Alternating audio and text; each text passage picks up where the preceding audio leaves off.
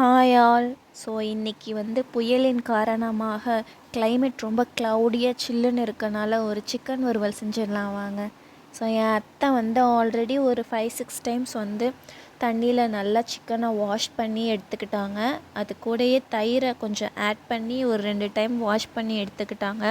அப்போ தான் இதோட கவுச்சி ஸ்மெல் போகும் அப்படின்னு என் அத்தை சொல்லுவாங்க. ஸோ இப்போ இதை நல்லா தண்ணியே இல்லாமல் நல்லா எடுத்து வச்சுட்டு இது கூட நம்ம கொஞ்சம் மிளகு, சீரகம், சோம்பு, ஒரு ஏலக்காய், பட்டை, ஒரு கிராம்பு இதை மிக்ஸி ஜாரில் அப்படியே போட்டு பவுடர் பண்ணி எடுத்துக்க போகிறோம். ஸோ இந்த பவுடரோட கொஞ்சம் தண்ணி ஊற்றி 5 வரமிளகா ஆட் பண்ணி அதை வந்து நம்ம ஒரு பேஸ்ட்டாக எடுத்துட்டு ஒரு தக்காளி ஆட் பண்ணி அது கூடவே கொஞ்சம் சின்ன வெங்காயமும் ஆட் பண்ணி பேஸ்ட்டாக எடுத்துக்க போகிறோம். இந்த பேஸ்ட்டை தான் நல்லா வாஷ் பண்ணி புழிஞ்சு தண்ணி இல்லாமல் புழிஞ்சு எடுத்து வச்சுருந்த சிக்கனோட இந்த பேஸ்ட்டை நம்ம ஆட் பண்ண போகிறோம். இஞ்சி பூண்டு பேஸ்ட்டே ஆட் பண்ணணும். அதுக்கப்புறம் நம்ம வந்து கொஞ்சம் மஞ்சத்தூளும் இதோட ஆட் பண்ண போகிறோம். உங்களுக்கு வேணும்னா நீங்கள் மிளகாத்தூள் கொஞ்சம் ஆட் பண்ணிக்கலாம். எங்களுக்கு காரம் போதுங்கிறனால மஞ்சத்தூள் மட்டும் ஆட் பண்ணி நல்லா பெசரி எடுத்து வச்சுக்கிறோம். அதுக்கப்புறம் கொஞ்சம் வெங்காயம், பச்சை மிளகா, தேங்காய் கொஞ்சம் எடுத்து கொரன்னு அரைச்சி எடுத்து வச்சுட்டு 4 தக்காளி அரைச்சதை எடுத்து வச்சுருக்கோம். எப்பவும் போல் எண்ணெய் சூடானதும் ஒரு பட்டை, கிராம்பு, ஏலக்காய் இதை போட்டு பொரிஞ்சு வந்ததுக்கப்புறம் கொஞ்சம் புதினா, கொத்தமல்லி இதையும் ஆட் பண்ணி வெங்காயத்தையும் ஆட் பண்ணி நல்லா வந்து ஒரு வதக்கிடுறோம். ஸோ இது நல்லா வதங்கினதுக்கப்புறம் எப்பவும் போல் தக்காளியை ஆட் பண்ணி பச்சை மிளகாவையும் ஆட் பண்ணி நம்ம நல்லா இதை வந்து வதக்கிடுறோம்.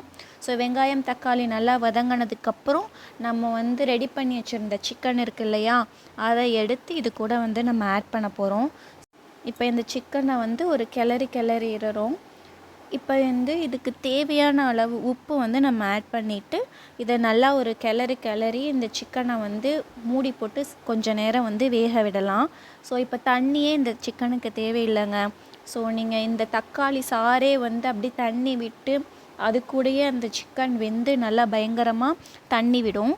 ஸோ இப்போ பாருங்களேன், நம்ம மூடி போட்டு கொஞ்சம் நேரம் விட்டுட்டு அதுக்கப்புறம் அகைன் நம்ம பார்த்தோன்னா அந்த தக்காளி சாறே தண்ணி விட்டுருக்கு இல்லையா.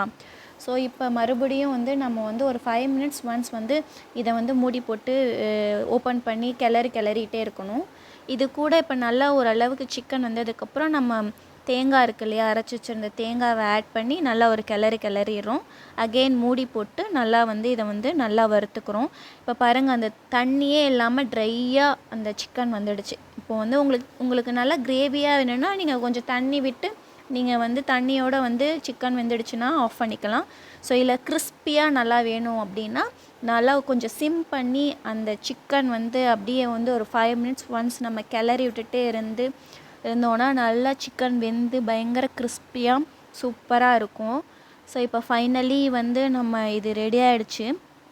இப்போ இதை நம்ம நல்லா ஆஃப் பண்ணிவிட்டு நமக்கு தேவையான சிக்கன் வறுவல் ரெடி ஆகிடுச்சு. இது கூட கொஞ்சம் சாதம் போட்டு சிக்கனை போட்டு சாப்பிட்டிங்கன்னா வேறு லெவலில் இந்த கிளைமேட்க்கு இருக்கும். ஸோ இப்போ நான் இது கூட கொஞ்சம் ரசம் ஆட் பண்ணி நல்லா சாப்பிட்டேன். நீங்களும் ட்ரை பண்ணி எப்படி இருந்துச்சுன்னு சொல்லுங்கள். Thank you all.